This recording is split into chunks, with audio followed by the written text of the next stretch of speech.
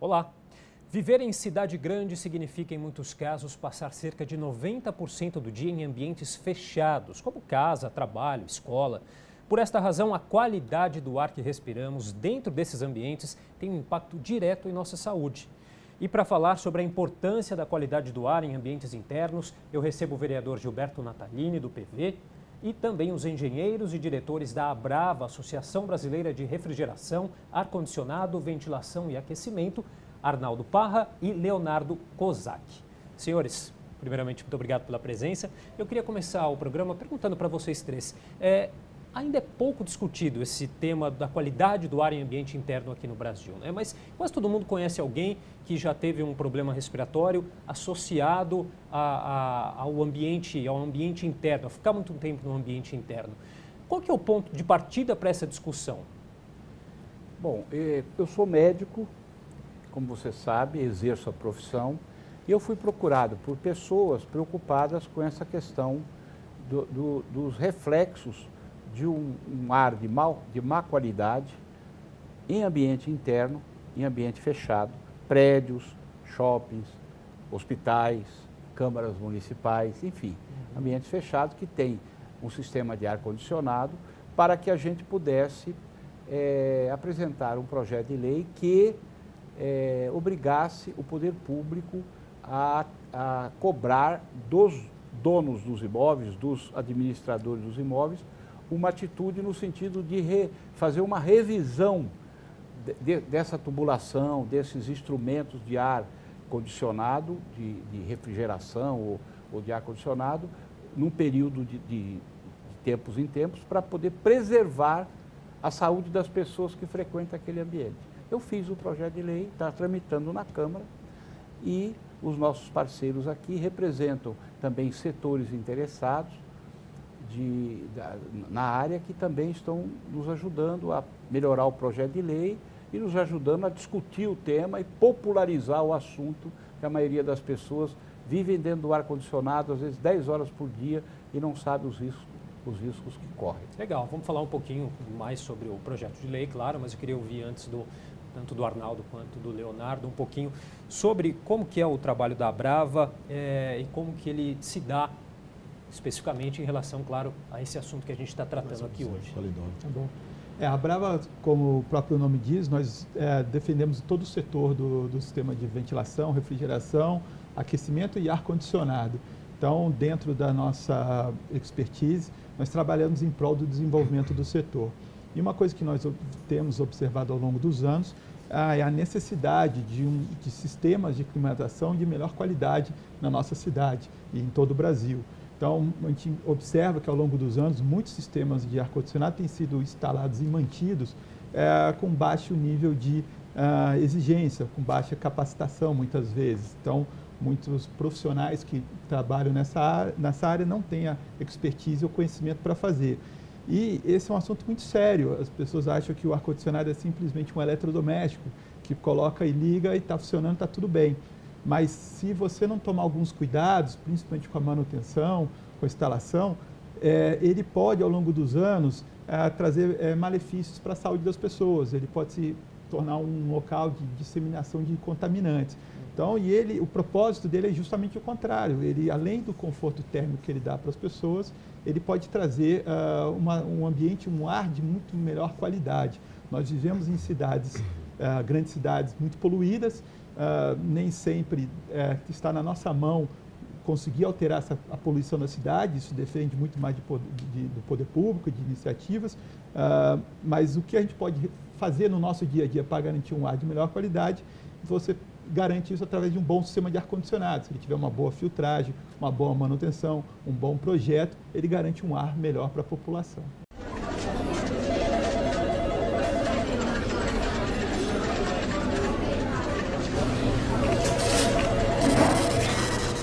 Quer dizer, é um item indispensável hoje em dia nas grandes cidades, principalmente nas grandes empresas, edifícios públicos, comerciais, enfim, né, Arnaldo? De fato, estudos indicam que a qualidade do ar de interiores, quando bem tratado, ele acaba sendo superior à qualidade do ar, muitas vezes, que encontramos na atmosfera nos grandes centros. Um grande exemplo que podemos citar são os momentos de inverno aqui na cidade de São Paulo, onde várias ocasiões entramos em estado de atenção por poluição atmosférica.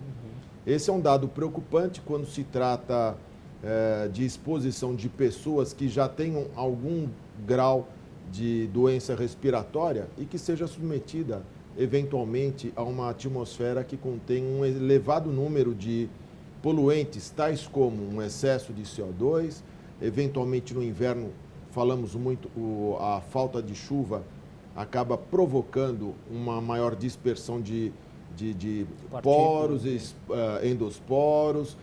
Isso pode causar, de alguma maneira, alergia a pessoas que já são suscetíveis e, assim, eventualmente, causar algum nível de agravo à saúde dessas pessoas. Desta maneira, entendemos, através de nossos estudos, tanto no Brasil quanto estudos internacionais, que a boa qualidade de vida, a preservação da saúde das pessoas é tanto melhor quanto melhor for tratado o ar de interiores, que é o que nós estamos tratando hoje, né? Estamos falando hoje. Queria entender um pouquinho com o vereador Gilberto Natalini. A OMS, a Organização Mundial da Saúde, reconheceu isso em 1982.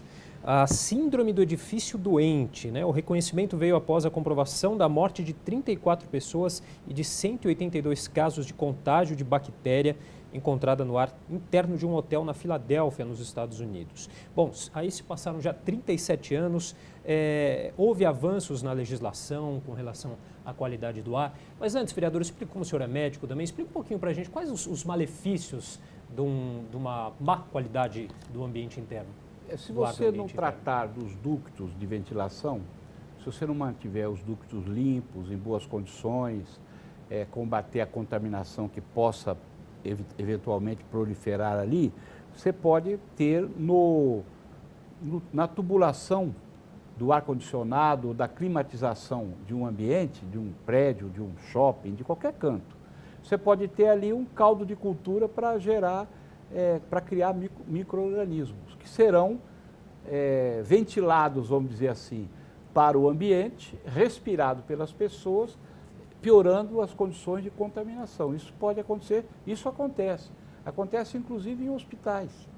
Porque o Brasil, embora tenha o Congresso aprovado uma lei que trata do assunto, uma lei federal, essa lei não está devidamente regulamentada, ela não está valendo ainda, a lei. Ela foi aprovada, mas não está regulamentada.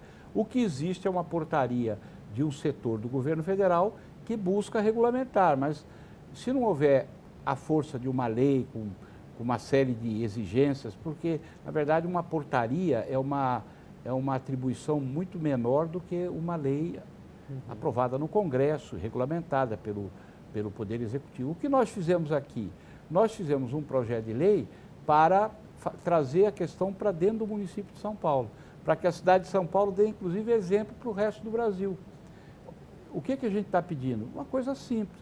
Já que as pessoas estão, hoje, o ar-condicionado faz parte do dia a dia das pessoas, né? A climatização do ambiente pode ser para o frio, pode ser para o quente, depende do local que você esteja. Mas você puxa o ar de fora, você manipula esse ar do ponto de vista da temperatura e coloca para dentro para as pessoas respirarem. As pessoas podem, se isso não estiver muito bem limpo, muito bem conservado, as pessoas podem eventualmente ter contaminação por uma série, não só contaminação respiratória de pulmão, mas pode também ter alergias por determinado tipo de micro-organismo que produz alergia nos seres humanos. Então tem uma gama de doenças que a pessoa pode pegar. E nós temos casos práticos de pessoas que adoeceram, até exemplos de pessoas que morreram contaminados, diagnosticados como contaminados pelo ar interior de algum tipo de edifício. Isso existe, tem literatura sobre isso. Nós temos um problema de fiscalização desses aparelhos ou temos um problema de mão de obra especializada também? É uma reclamação que a gente percebe muitas vezes que esses aparelhos passam por manutenções e mesmo assim logo apresentam problemas. Quer dizer, há um problema de fiscalização ou um problema de mão de obra especializada ou as duas coisas?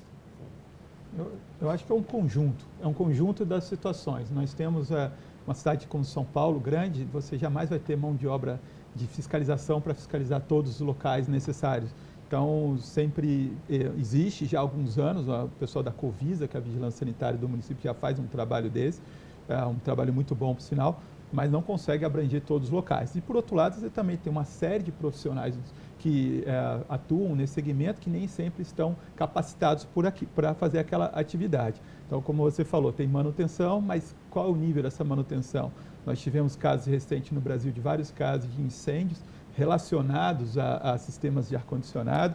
Só para citar o caso da base do Flamengo, recentemente, tivemos comprovado agora o caso do Museu Nacional do Rio de Janeiro, que também partiu de um curto-circuito no ar-condicionado. Né? Isso tudo, a gente entende que são problemas elétricos ligados pode ser problemas elétricos ligados ao sistema de ar-condicionado. O ar-condicionado em si, ele não vai pegar fogo, seria um problema elétrico como qualquer outro equipamento que consome energia. Se não tiver uma boa manutenção, pode trazer esse tipo de problema.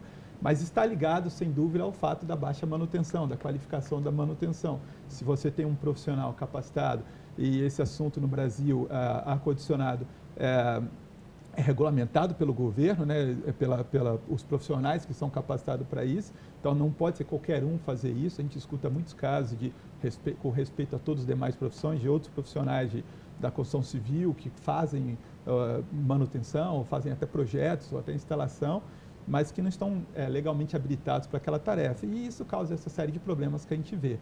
Nós percebemos que no Brasil, pela sua extensão territorial, de fato existe algum nível de falta de suporte técnico para escolas, para devida formação técnica desses profissionais.